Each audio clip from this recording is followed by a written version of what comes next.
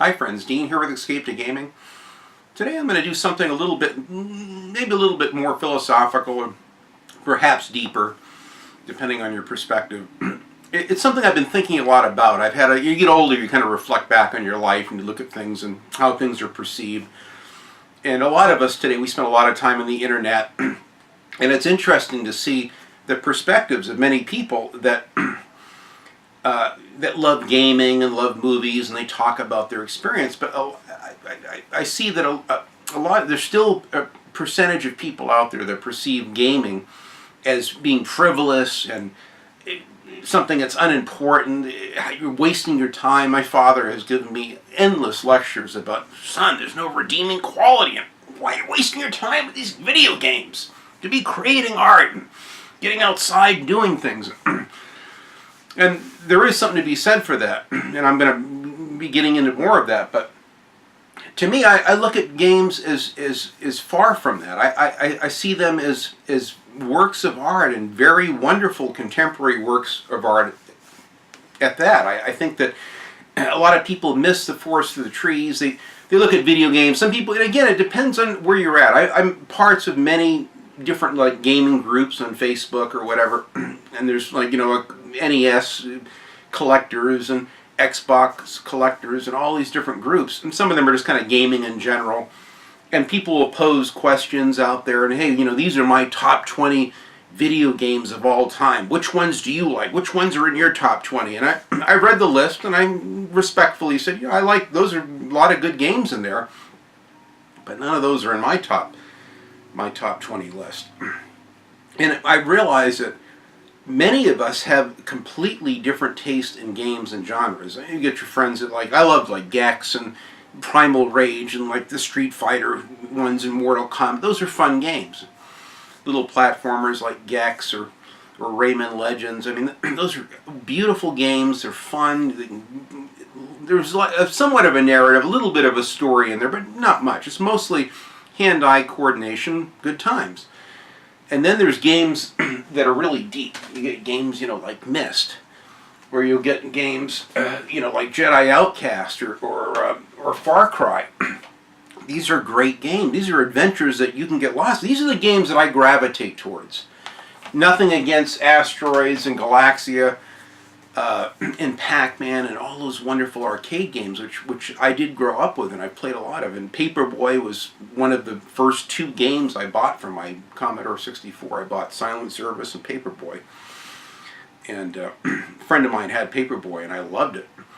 And they're great games, but I found that the ones that I invested the most time in, and even to this day especially, the ones that I see a lot of those games, like they got a new Sonic game out where I don't know if they're old Sonic games being remastered or it's a reboot, I don't know, but it's in the spirit and the look and feel of the old Sonic games and music. It looks great. I don't know that I would spend the money on it myself. I have some Sonic games from my Sega Genesis and I'm very happy with them. And I'll probably get to play them in one of these CRTs one of these days, but to me it just doesn't do it for me. That's like a fun way to pass my time for 30 minutes or 20 minutes or even an hour maybe. But I like to really roll my sleeves up and get lost within the imagination. And to me, gaming literally becomes art when it takes you away from the realities of where you are. And it transforms you. It becomes a transformative work of art as it takes you away from, and it literally takes your imagination and puts it somewhere else, and you get lost. I grew up reading, the Lord of the Rings books, the Lion, the Witch, and the Wardrobe, the C.S. Lewis books, and I would read them over and over again, and I would get lost in those worlds. Part of it was because I had a very bland, boring, very structured, strict childhood. And I was like a prisoner in a cell. My mind was crying out for something other than the existence I was in. I hated school because my dad had pulled us out of schools, and we were in a different school almost every other year. That I never really fit in from one part of the country to the other, moving all over the East Coast and over into California, and so I never really fit in with other cliques and groups. And I always felt in kind of a transient state, so I would live within my mind. I'd go on my lunch break, sort of playing with friends. I'd take one of my favorite books and I'd climb a tree, and I'd literally have this one tree. I'd sit up in this crook of this tree, and I would just read and get lost in my books, my adventure books. Lots of, 20,000 Leagues Under the Sea and Mysterious Island. I still have many of those books today. I love them. Just looking at the covers brings back so many memories of adventures long gone. Those books shaped my life. They got me through very tough times because it helped me to rely, when times got tough, I could rely on my imagination and look for a positive solution. And something about going on a journey, and you do that with video games. There's so many wonderful ways that you can escape in a video game, and many of these, like I said, I've mentioned before, jokingly, when I played this Myst on the PS1, this was like a religious experience. It's just a very static pictures of point-and-click adventures. But because I've driven 5 times across the United States, literally from one side, 3,100, 3,200 miles to the other. I've taken a bus twice across the U.S., once from Maine all the way halfway down the East Coast and across to, Illinois, and then down to Oklahoma and Texas, and then across the southwestern states, and then up into Fresno, California. And really, you have a sense of a much bigger picture when you get outside of your realm of what you know. And even those trips, I barely slept for 4 days on that bus. I remember back in, I think, 1980, I took that, or 81, I took that trip across the U.S., and you just the adventure of just sitting next to someone you didn't know and striking up a conversation and looking out the window and just seeing something that you've never seen before. And as we're driving down the highway, I'd see the mountains and the vanishing point up ahead. And I go, I wonder what's beyond those mountains. Pretty soon we're going to get to see that. You can get over the sometimes it'd be more of the same, especially if it's a flatlands in the Midwest. But you'd see farms, you'd see groups of trees, you'd see a river, you'd see an old farm truck on the side of the road with some people having lunch in it. You'd see something of interest, and it was always that sense of adventure and what's around the next bend and what's around that next hill and that next turn. That's what really kind of draws me into games. That's why I like a lot of, open world games where I can really kind of drive or fly or go around and walk, hike, and explore. And even with your, routine linear objectives of getting, crossing objectives off your list and off the map, the way you can approach the games the way you want to is fascinating. This is another kind of a small open world game. My God, the adventure I had with this is so incredible. This really takes you places like a film does, but even more so because it's more interactive and you can change quite often the outcome. Although some of these games are fairly linear with the way the missions are structured, but you still have a sense of adventure and a sense of wonderment as you're getting around and looking at the environments and interacting the way that you like. And I mentioned this before, I've got Mad Max. I played Mad Max, put another 10 hours or so into it recently. And some of the things that I like the most about this game are some of the subtle things that are overlooked. A lot of people, it's just filled with busy work. I don't want to have to do all these loot locations. I just want to get on with the mission of the game. And to me, it's like, my God, you're missing the best part of the game. I've only seen one reviewer, one other game reviewer that mentioned, and then Carrick at Angry Centaur Gaming had also done a kind of walking the walk of this and had mentioned some of the finer aspects of it as well. But with the exception of Carrick, there's only been one other reviewer that really mentions a lot of the same types of elements that I found intriguing with this, which are the historic relics. Instead of just a story arc that's told through via cutscenes, and your main characters as the story progresses and things get triggered, it triggers a cutscene or another mission, and that kind of unwraps and tells a story, and it certainly does. I think it does a pretty good job of it in Mad Max. But the environments themselves, to me, told a bigger story when you're playing through, the first half of the game, and then you slowly discover that everything that you're around, this is somewhat of a spoiler, but many people have seen it, but in kind of a vague sense, that you realize that everything around you, especially when you get up in the northern section of the game, was a seabed, was underwater, and it was a wonderful revelation. I never really realized it initially. I didn't know what the hell was going on. This looks like kind of like Rage, this crazy post-apocalyptic stuff. Here's a boat over here and an old building over there. And I didn't really know what was going on initially, but via the historic relics, which I found every single one so far. I think there's only a couple that I'm missing, and that's only because they're tied to the last couple missions. The same with the loot. I found all the loot, with the exception of a few pieces which are tied to areas I haven't been allowed to get into yet. But the historic relics slowly told the story of the world turning and the madness that ensued and how people were coping of it, the innocence, the cannibalistic things, and the man at his worst, and just every aspect of the little things that were portrayed in these little postcards. And then Max's look at them and his reflection, remembering back. Wasn't I married once? And he looks at a picture of a husband and wife getting married and how everything had been shattered as the world had turned upside down. And to me, that the narrative that was told through the environment and through those minor details is absolutely brilliant. That's why this was my game of the year. It's way underrated. People don't even see a lot of the finer aspects of this game.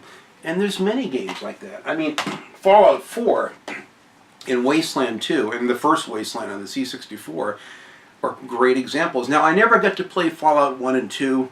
I played a little bit of 3, and I would like to, maybe someday I'll get get some of those older PC games and see if I can play those, because I would love to play those. But my God, the time, 142 or so hours. I got to add another hour, a couple hours onto it now. I got like 144 hours, I think, now on this. But I just put this in a week ago to see the 4K resolution and the improved textures and draw distance and everything. It looks fantastic. And now they got a new Game of the Year edition coming out, which I haven't bought. I've only bought one DLC for Far Harbor. I haven't even played it yet, but I'm dying to play that. So I may just get this, trade this in and get the Game of the Year edition and give this to a friend. But my God, the nights, and I was going through my back surgery at the time. I was laying down on my side. I was in so much fucking pain. It was horrible. I still have a lot of pain today, but not near as bad as what I went through right up to the surgery and then right afterwards. But my time in Fallout 4 and the exploration, I mean, and that's why I wouldn't even use the fast travel in this. Even though a lot of the games, everyone's going to have fast travel now, And it's interesting because I was watching a playthrough of the game The Saboteur, which is one of my favorite older Pandemic Studios Xbox 360 games. And it takes, part of Paris and the surrounding areas during World War II, and you can kind of explore the area, but there is no fast travel. And the guy that was in the playthrough was kind of complaining that, God, there's no fast travel here. It takes me forever to drive across the map and all this stuff. And I'm saying, and I put in the comments, I said, but what you're getting is back then, that forced you to see the environment. It forced you just like real life. And that's why I think games are best when they imitate real life, when they imitate elements and dynamics that we find in real life, like real adventuring. And there's a lot of elements of that in this. Now, yes, there's fast travel, and I have used it a few times, but I found that the first half of the game in particular, I love just walking. And I look at the map, because I don't use a GPS in real life. I actually use maps. I still have a whole bunch of atlases and maps in my desk.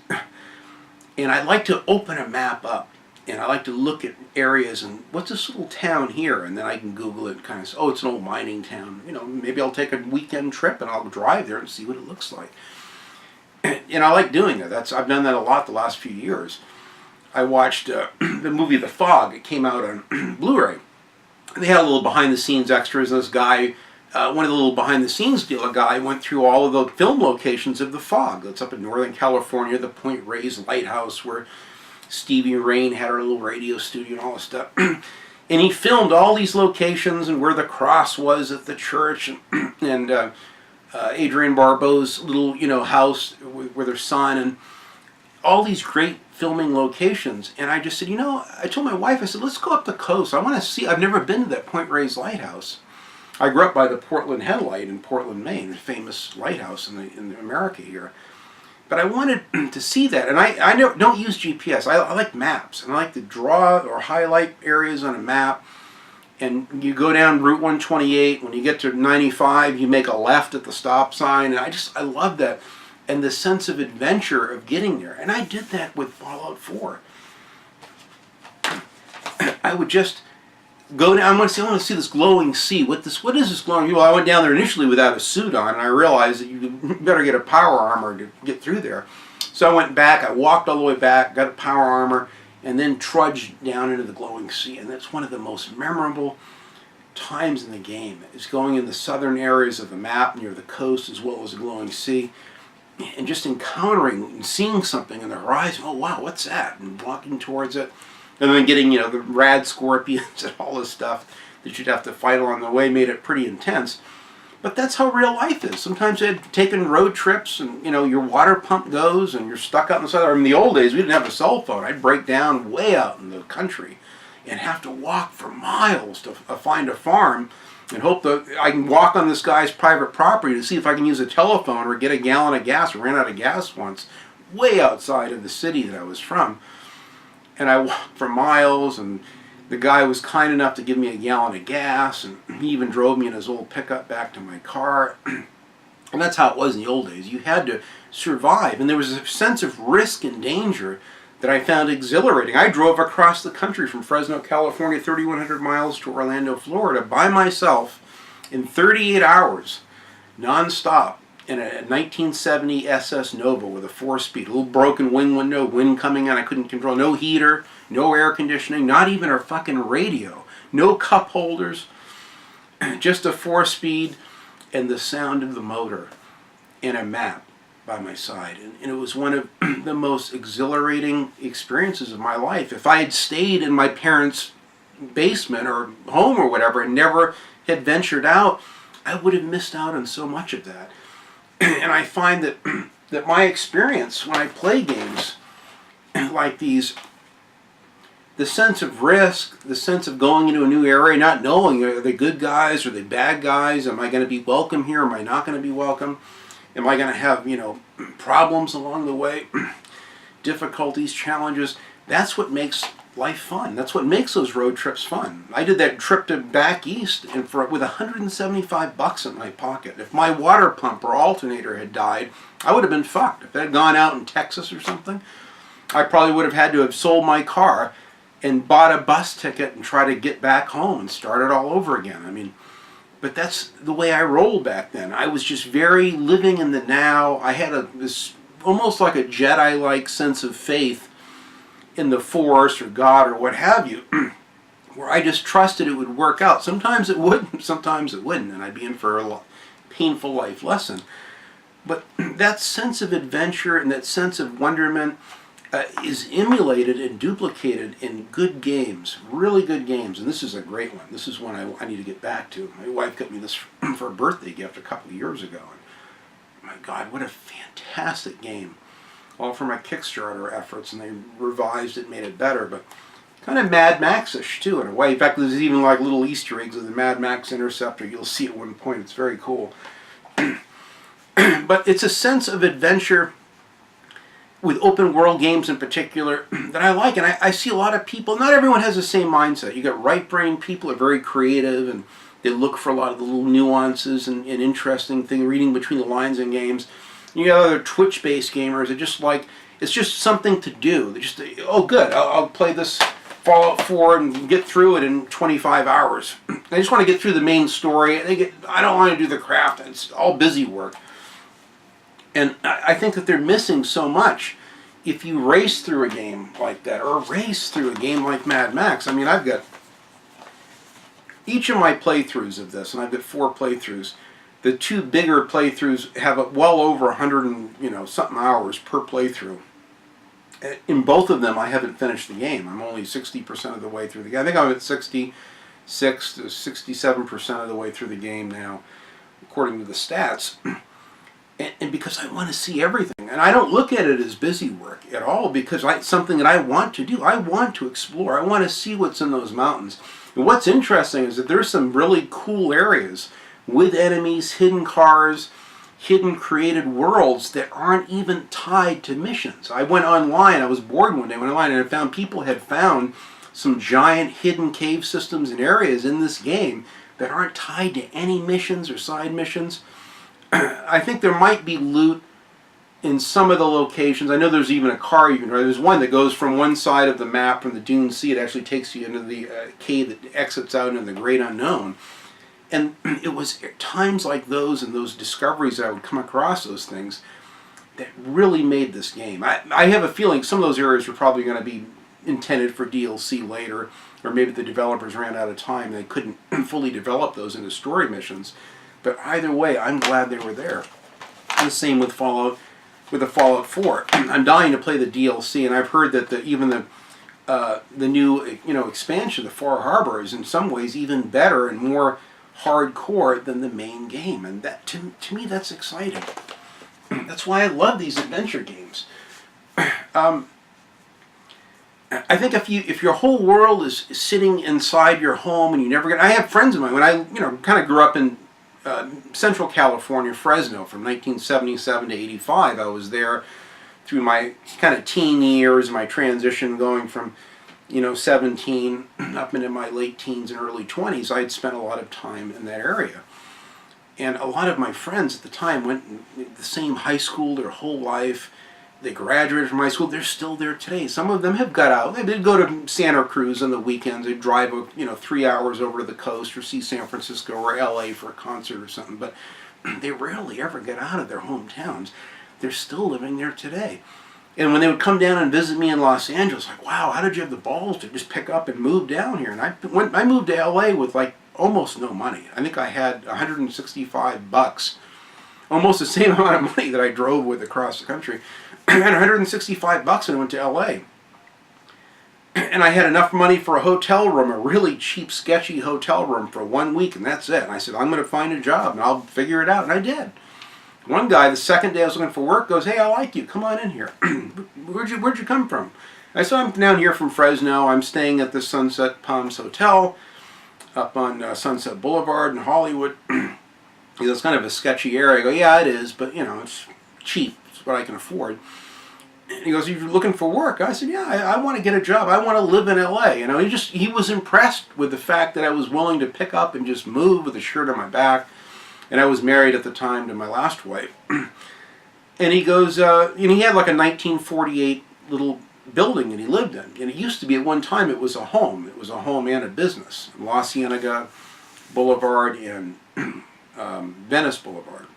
Right almost underneath where the 10 freeway goes over it.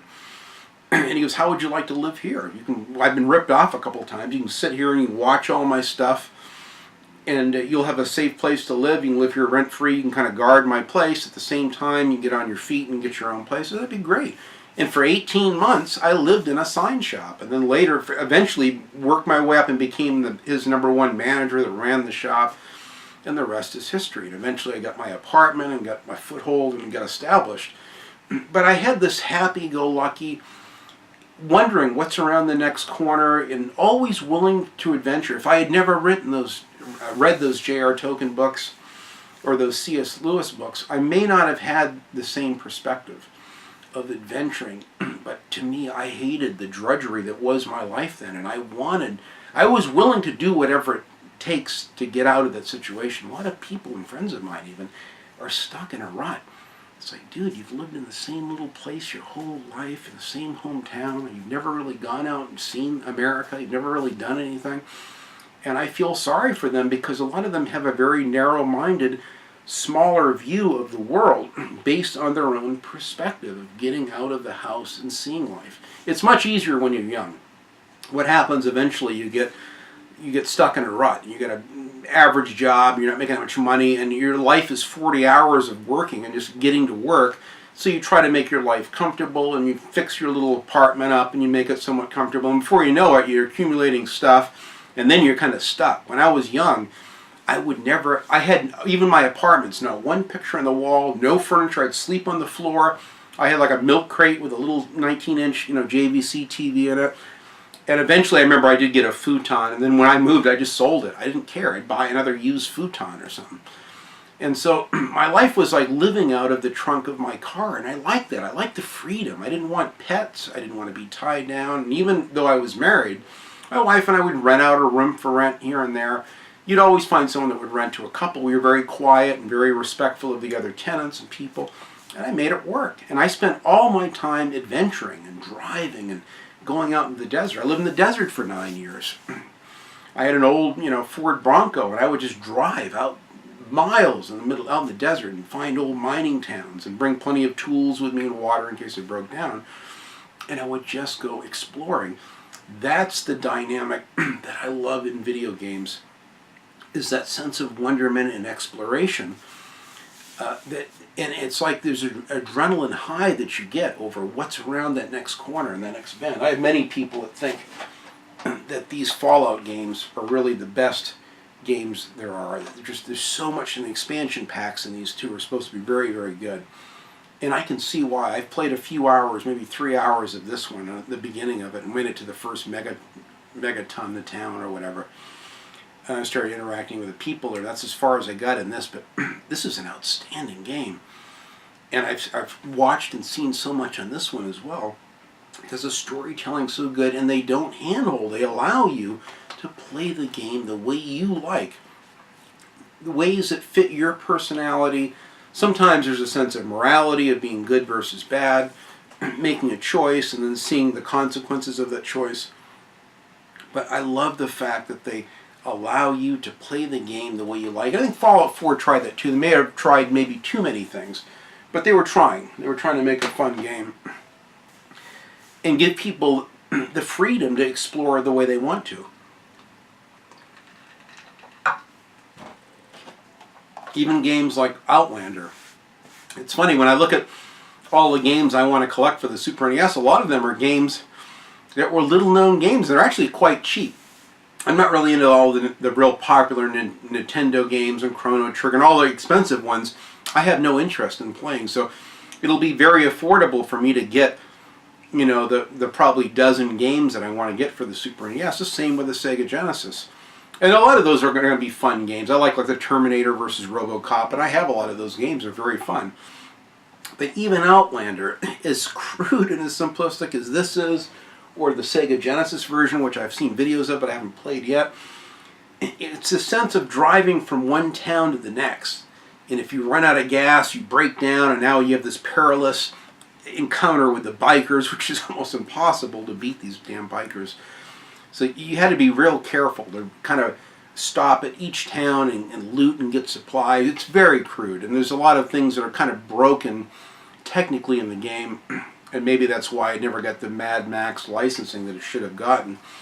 But even these crude games, there's a sense of adventure that I found in these games. Even Super Star Wars, the fact that it took you on a journey through the Star Wars universe, that was a narrative to me. That was enough to where I was obsessed with beating the game. I almost beat it. I got up to like the Death Star trench level, and I just could never beat it and finish the game. But I got close. My fingers were so raw. I had Band-Aids and little pads of cotton with Band-Aids on them because my fingers were so raw from trying to beat that game. And I'd keep playing it with sore fingers. It was so funny looking back on it. But those are the games that have stuck with me, and that's why when the PlayStation 1 came out and they started having more 3D realms and worlds, and even Road Rash 3D and a lot of things where you could really kind of go in an open environment and see what's around the hills and how one road eventually comes around and meets up with another one, I found fascinating. That's where gaming just took off for me.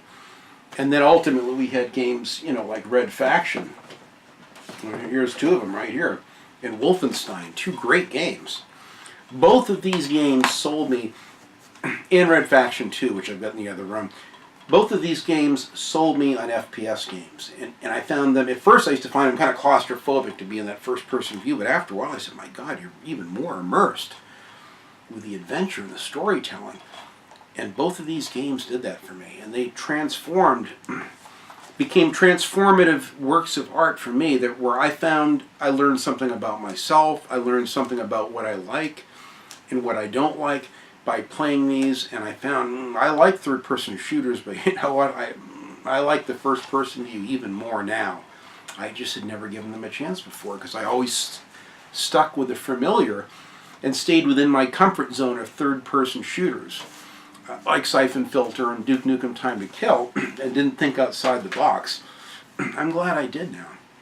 I think many of us, especially when you're younger, get out of the house, take a little weekend excursion, just take a drive, just head west and drive.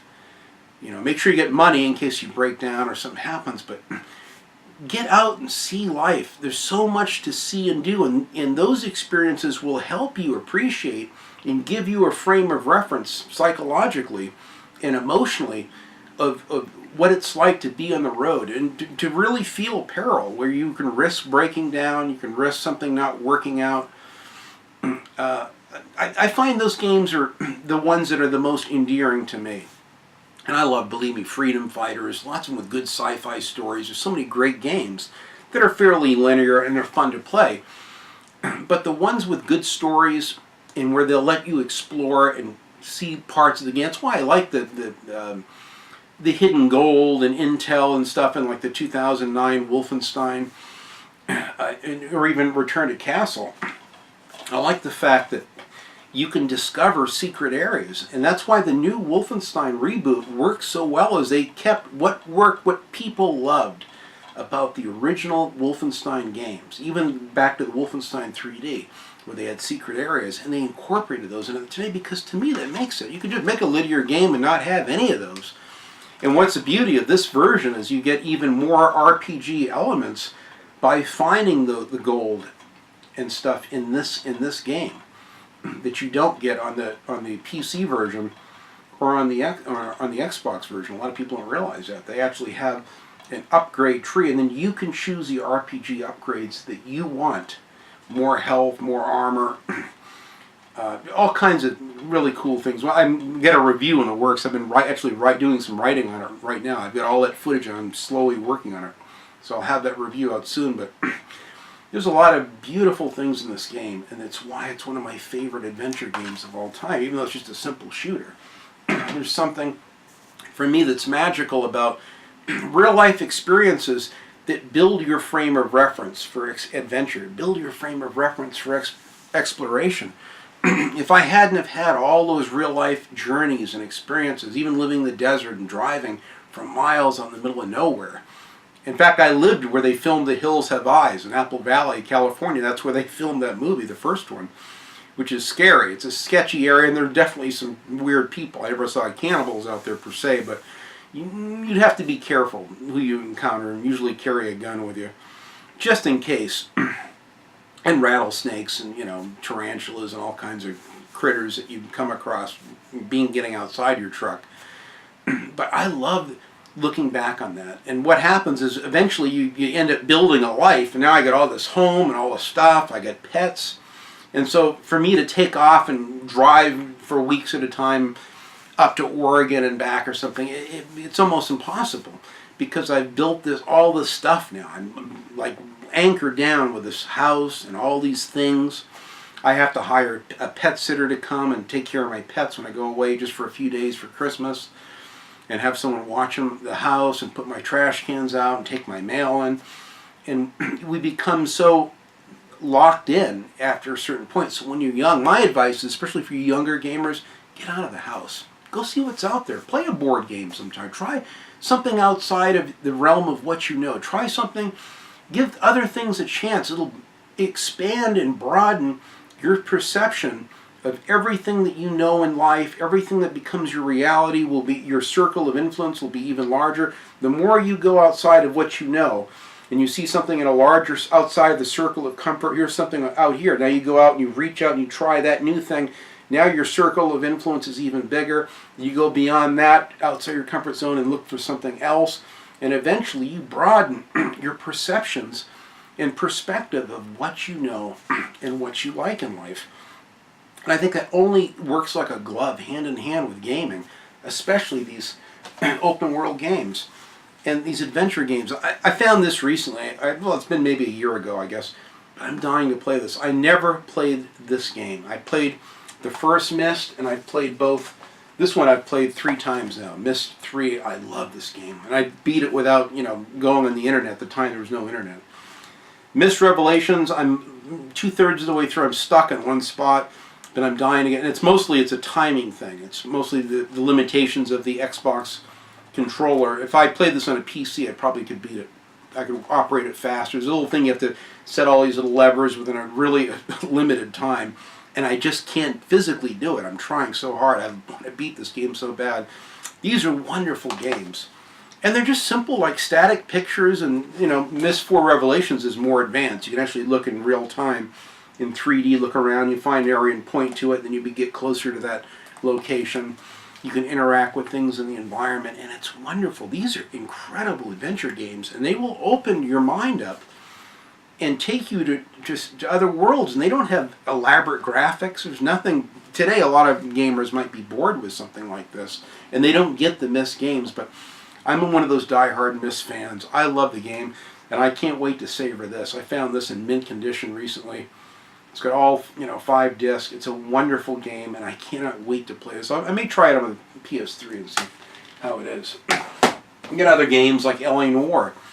Some games are time capsules. You go back in time, to the late 40s of Los Angeles. It's like a private detective, kind of like like a lot of the old kind of film noir films, detective films, and even some of the old bogey films and what have you. And I love that. This game was such an adventure. I loved exploring the late 1948 in Los Angeles as it was then, before the freeways, and then even the story that kind of talked about, that tied in the coming freeway systems and property value. Very clever, the story in this and how it slowly unwrapped. There's worlds within these games, and I found every collectible, get a very high achievement score in this because I was having such a good time. Those are games that I don't look at it as busy work. I want to find the film reels. I want to collect every single authentic vehicle in the game because I can, and man, it added so much depth to the game. If I wasn't such a fanatic in real life about collecting things and being kind of like ADD, I like completing things. And I just told a friend of mine, I watched some of his Vice City playthroughs playing on the PS4, and I said, I completed that game not once but twice, 100% of it. I still have my memory card where I've unlocked every mission, done all the missions, and the ice cream truck and the fire trucks and the vigilante missions with the police cars and even the military helicopter. I found all 100 hidden packages, so I unlocked all the weapon power-ups at all my safe houses. And when I put that memory card in, I saw that recently, and I saw how far I got in that game. I don't know that I get 100. I almost 100%ed GTA 5. I got pretty close. I found all the collectibles, but I still have to fly under a few more bridges. There's some stunt jumps that I got stuck on, to be honest with you, and that's why I just couldn't quite 100% that, but I did give it the old college try. It came close. So I like to try to, it's not busy work to me. It gives me more time in that world. It gives me another perspective to look for collectibles and get my mind off from the missions and just enjoy the world for what it was. Yeah, there's not like GTA 4 where you can take your buddies bowling and places you can go in and go to a bar and go to a movie, and it doesn't have a lot of that kind of stuff like you have in the GTA games, but it still did so much right. It's so good. Mafia 2, the same thing. Not a lot to do in the open world itself, but man, did I have fun with this game. This is one of my favorite games of all time, and I'm dying to get deeper into the third one for the same damn reasons. Because the character is so good, the story is so good, and those worlds and time machines that they created are fantastic.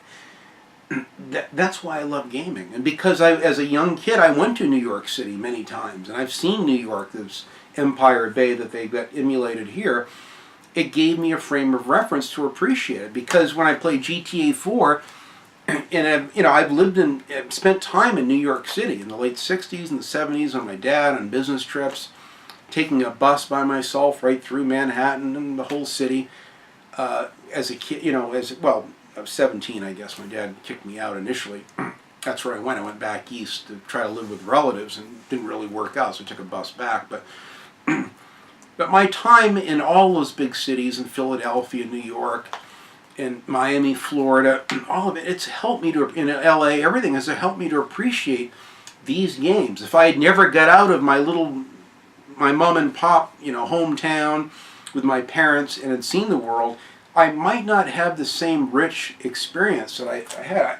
I don't know. Even games like the GTA games. Most people like, randomly you'll come across someone that's not real big on them, but I love these games, and it was not so much open world, but you could do the taxi missions. You could do the ice cream truck missions in Vice City.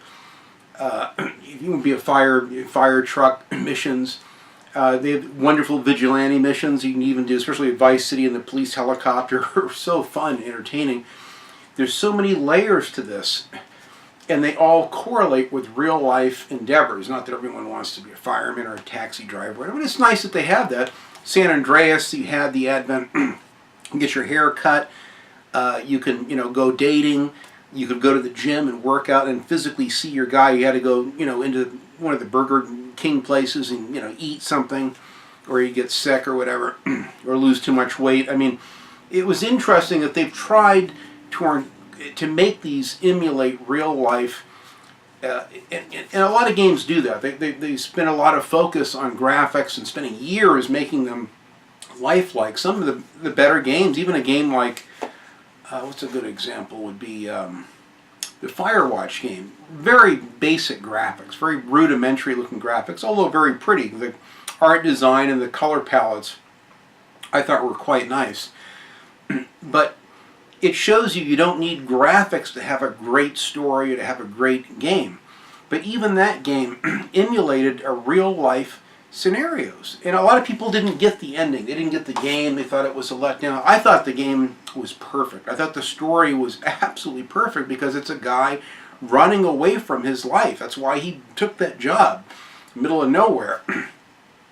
And I love the exploration you could do. It was somewhat open world. I mean, some of the progression was relatively linear, but it gave you the illusion of having a little bit of, you could go here and go there and check things out and pick up litter if you wanted, which I did. The things that I do in real life, I would kind of do in the game. I'd pick up the beer cans and get rid of them, stuff like that. But that game was great. It didn't have stellar graphics, and the story was, was interesting from many different standpoints, but I thought it wrapped up perfectly because that's how life is. It doesn't always end the way you...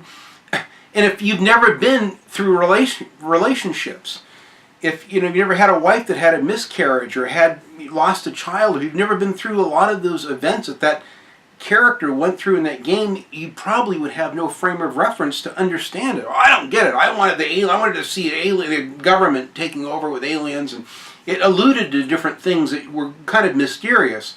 But at the end of the day, and that's kind of how life is too, there are times where I've thought I've seen UFOs and thought I've seen things, and life can sometimes even go on a kind of a mystic path.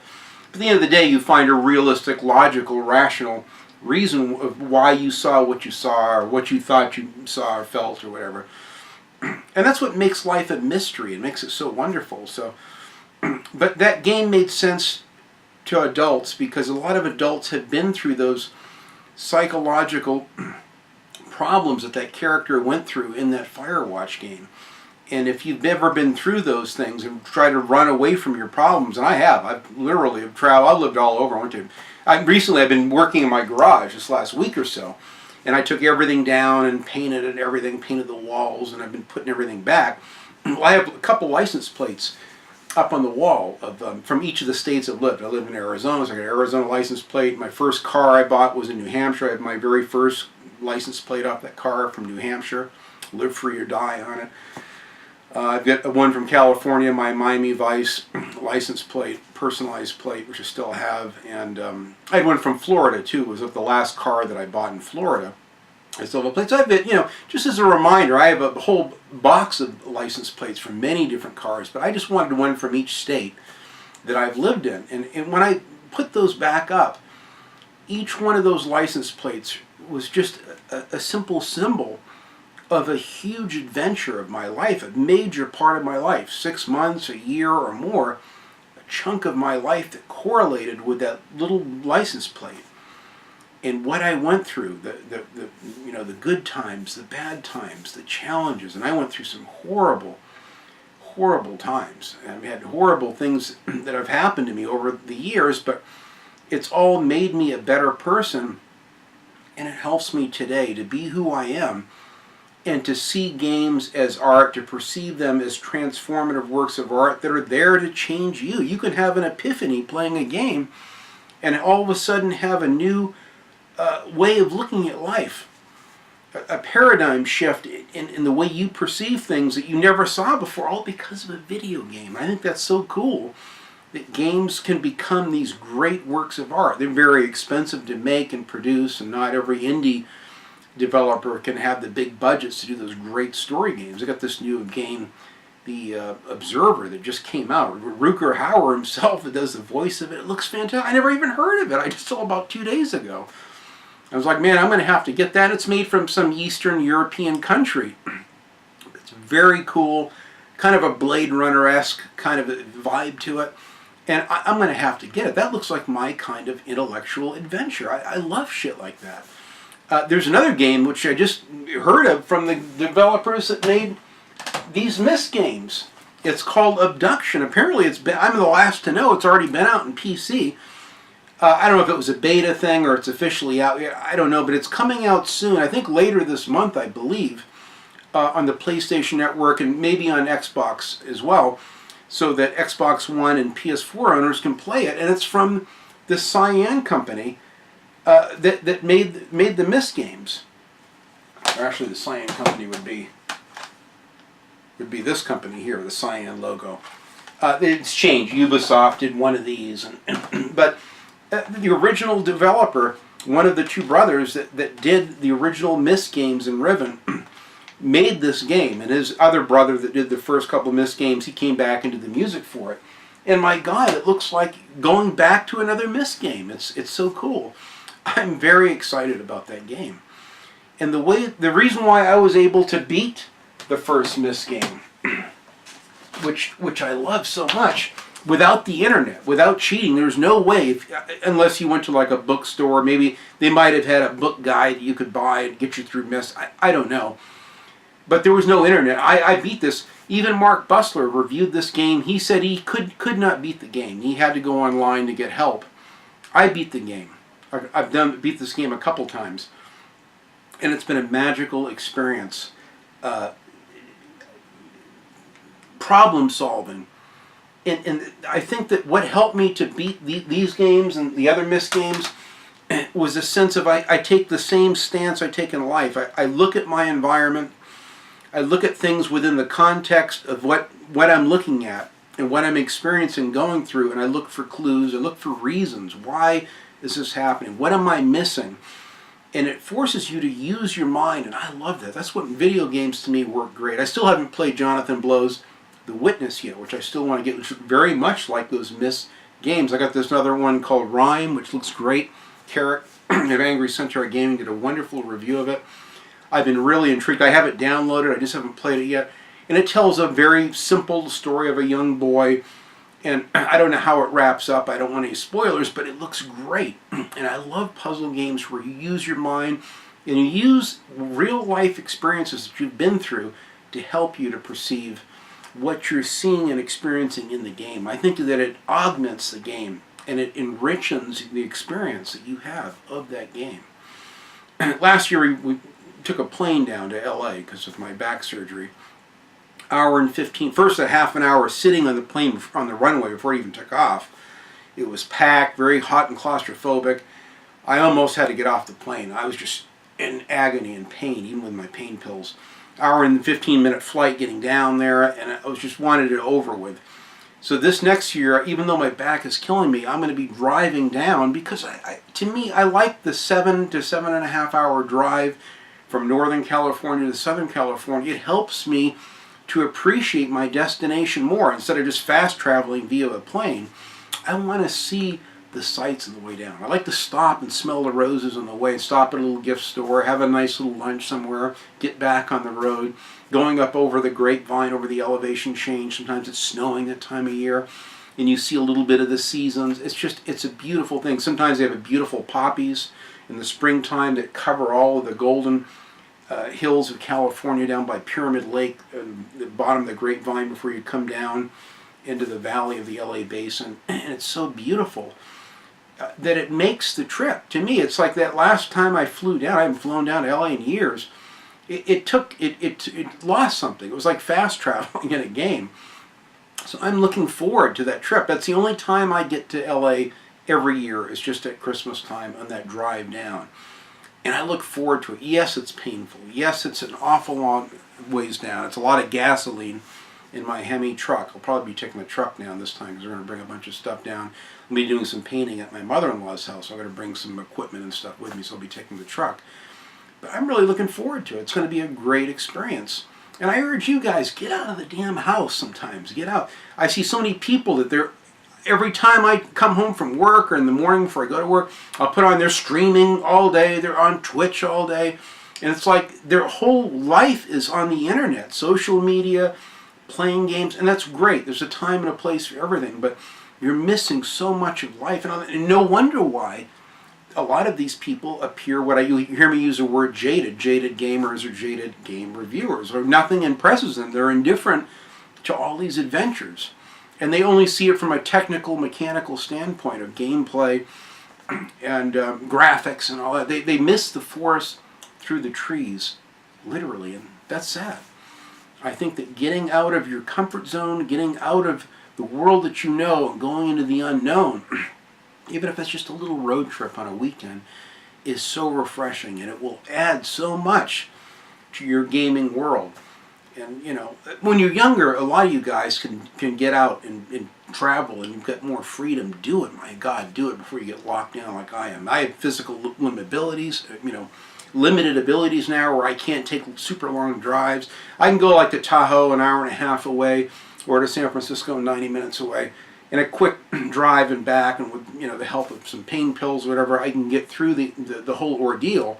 But I still, even that's enough, where I get out and I just drive. And I don't use GPS. I take a map and I plan out a route. Usually I'll take different routes to San Francisco. Sometimes I go up above the bay in the north part, and then I drop down through San Rafael into Sausalito and cross the Golden Gate that way. Other times I go down through the Berkeley Marina and cross the Bay Bridge into downtown. I like to mix it up, and I do the same thing with games. I think it's helped to enrich my life in so many ways. I'm glad that I haven't been out of the United States. I've never been around the world, and I've missed out on so much because of that. I wish I could afford to have the big bucks to fly and see my friends in the UK. I'd love to do that. I just don't have the wherewithal, and it's hard for me to get the time, or even if I have the time to do it, to get my wife where she can take time off from her new job and do it. So get out while you're young before you get locked down with homes and mortgages and leases and pets and all this stuff that traps you. There's a sense of freedom, and that's why I find the ultimate sense of freedom is via the mind, is playing these games in the mind. So as I'm older and I'm kind of winding down, I have a lot of fond memories to reflect back on, and I get new experiences, in these old games I can return to, and many new ones coming out that I can enjoy via the arena of the mind. And I don't think it's a matter of being a right brain person or left brain person. I think we all have right brain and left brain tendencies. We can all appreciate many of the same things, some obviously more than others. But a lot of that comes from expanding your range, your world that you live in, and getting outside of that comfort zone. I think that really makes a big difference in life. There's so much to gaming that I've learned from the gaming that I've applied in my life. The persistence to stay with something until you figure it out, just like you do in a game. There's things about that I've developed muscles within the gaming worlds that have helped me in real life, and certainly the other way around. Many things in real life, through working hard and persevering and the trials and errors of life, and even working on cars. I've learned so much from working on automobiles, and the self-satisfaction of taking something that doesn't run and then making it run. You feel so good. So then when I play a racing driving game, I have a frame of reference. I play an old muscle car in a Forza game. Yeah, not only did I have one of those, I put a transmission in one. I rebuilt the top of the motor. You know, it's just neat. It gives me a richer, I get more of a kick out of it now because I had that car. In fact, I've had a couple of those cars. You know, and it's neat to see things in games that correlate with real life experiences. And that's kind of the long-winded rant that I've done here. So I don't mean it to be preachy. I just mean it as advice that what's helped me. These are things that have, dynamics that have helped me in my life. I think they would help you. I see a lot of people on the internet today, on YouTube, they're like quitting their jobs, some of them even good jobs, and they're buying a van or an RV and they're just going across the country. They're just like, I'm done with the establishment and work. I just want to see America. Unfortunately, it costs a lot of money to do that. RVs can be very expensive. Even buying a reliable vehicle that can take that trip and you could live in it and stuff costs money. You got to have money for gas. You know, you got to have money for if your car transmission breaks down, it's thousands of dollars. There's lots of logistics to that. But there's a simplicity and there's something in that adventure. Some people physically have to do that. They physically have to climb a rock or climb a mountain. It's not enough to play a game. They want to do it. They want to do the trip. They don't want to just surf in a virtual surfing thing or skateboard. They want to physically skateboard or physically surf or whatever. And that's great. I think that all of those things will help you to experience. I've done surfing, so when I play a surfing game like I have on the original Xbox, I have a frame of reference that helps me to see a deeper appreciation for that. So when I wipe out, I know what's involved. When you get churned down to the bottom, get your head smashed down the bottom of the ocean and debris and shit, I know the feeling. And it just adds, the same thing with the skateboarding games. It just adds a sense of realism. So when I eat it, you know, in a snowboarding game or a skateboarding game, I'm like, oh boy, I could see that one coming, and that's a bone breaker. And all things that add a sense of mystery, a sense of danger.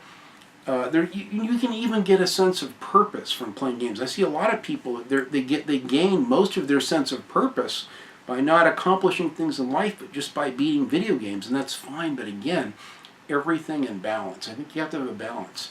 I can't put in the hours like I used to with games. I got a life and a wife and you know, a business to run, and I'm working all the time on something, and so gaming for me is almost sweeter with the limited time that I have. I've been playing a lot of GTA Vice City lately. Every night I've been playing it. Last night's the only night I think I kind of omitted gaming because I was just too wiped out after working in my garage all day.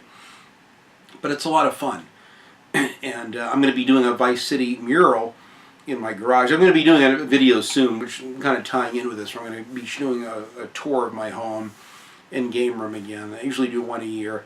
I'm going to be having some gaming related things in my garage. I'm going to be showing that. So I'm real excited about it. But there's so much to life, and there's so much to gaming, and I think they both go hand in hand. So I hate to hear people that classify games, oh, they're violent just for violent people. And now they're talking about playing FPS games, you know, makes you stupid, makes your mind more dull. And I mean, I've heard, pretty much seen it all. Everyone has their perception from the outside. Or again, people are down on the things that they aren't up on. A lot of gamers see that for what it is and laugh at it. But I really think that games are wonderful works of art. They transform you. They take you to places that you typically can't go to in real life. And I think that, again, by having those real life adventures and having that balance in life, getting out of the house and gaming, I think you can do both. And it really enriches your life and your experience of the world, and it's going to help you to grow as a person instead of just staying at home and never maturing or never getting out of the house and seeing what's out there. I think your experience of life, your opinions, politics, everything will grow if you're more accepting of the world around you and what's out there. There's a lot more to life than what we can see and with our narrow field of view, even on the internet. So thanks for watching. I know this is kind of a long-winded rant, but it's been on my mind. I mean, I've learned so much about life through good experiences, bad experiences, and gaming. And I kind of wanted to discuss it on more of a philosophical level, which I haven't really delved into this that I know of in the past, but something I kind of had on my mind, wanted to talk about. I got a lot of other videos we'll be planning real soon, but I hope you enjoyed this one. So thanks for watching, guys. Have a wonderful weekend and enjoy those games.